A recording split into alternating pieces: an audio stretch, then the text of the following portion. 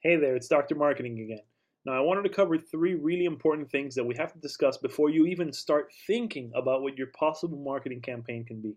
Now, these three factors are usually the ones I use to determine what I would recommend a client do to increase their presence, and definitely questions that I urge clients to take home, consider, consult them with people that are close to their business.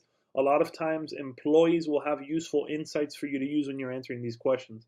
Now, the first two are interchangeable, and I'm going to leave that third one for last because that is the last question you're going to answer, okay? The first one's definitely going to be your demographic. You have to know who you're targeting, but you don't just have to make up, a base category like men 25 to 55, women younger. No, you have to specifically know who am I targeting, and you consider a few things when you're doing that. Number one, your price point. You should always be aware of your price point. Just because everybody could use your product, maybe it doesn't mean they can afford it. If your price is a higher price point, obviously you may have to niche down your marketing campaign. If you're a mass market product that everybody can buy, maybe you want to focus on the mass audience and leave that niche away. So your price point is going to affect that quite a bit. You also really want to consider the person that buys your product. For example, I've worked with a lot of medical clinics that deal with people that are 65 and older enrolling in an HMO plan. Now, typically they're thinking, I'm going to go straight to the HMO patient, I'm going to impress them, I'm going to use things that relate to them. And that's a really good way of going about it. But they neglect a second very important market, which is the children that are buying or enrolling their parents in a healthcare plan.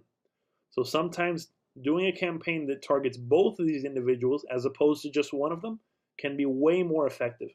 Those are some of the things you have to consider, and those are some of the factors that if you look at them carefully, you're going to make your money go a lot further in your marketing, which is what we help clients do. Because anybody can do some marketing.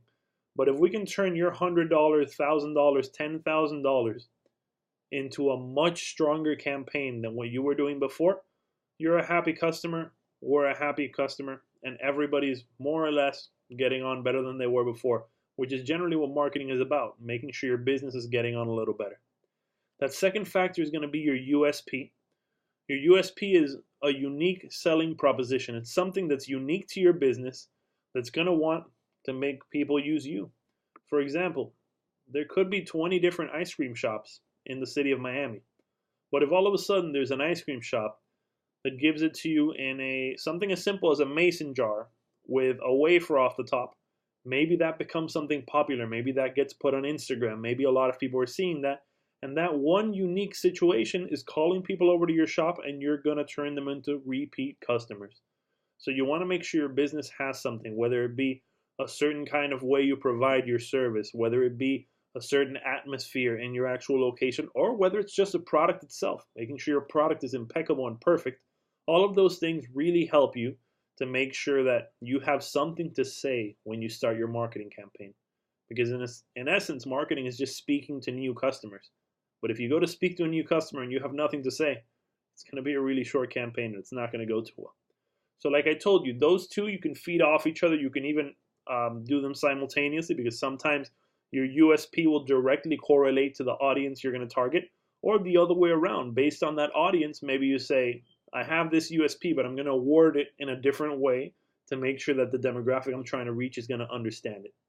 The third thing, and I have to stress this, supremely important, a lot of clients fail before they even start and then come back to us to have us fix their campaigns because they didn't consider this part: budget. You must budget and you must plan for your campaigns. You can't go into a campaign all gung ho thinking you're going to spend $10,000 and then end up saying you want to spend $500. Or even the other way around. You have to have a number in mind, and you have to do that because that way you can organize the most effective strategies and you can make sure your campaign passes all of the golden rules.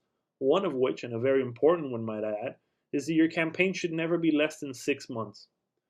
Why? Because consumers are fickle by nature. They will be affected by different commercials, different campaigns, most likely your competitors. So we want to make sure we're building a lasting image, a lasting memory of your USP and the reasons why they should always choose your business. So you always want to make sure you have a 6 month campaign with a very well planned out budget. And like I said, you make sure you know who you're trying to hit in that campaign and what you're trying to tell them. I hope if you have any marketing questions, you drop them in the link below or you send them as a message to our Facebook page. I'm always happy to answer them. I'll probably make a video answering your question in less than 24 hours. And if you ever want to join the business clinic or become one of our very happy clients, please drop us a line. We're always happy to have that welcome interview, and we're always happy to see if our two businesses can work together to grow and get more clients. Thanks a lot. And remember, Dr. Marketing always helps you get to your next step. Thank you.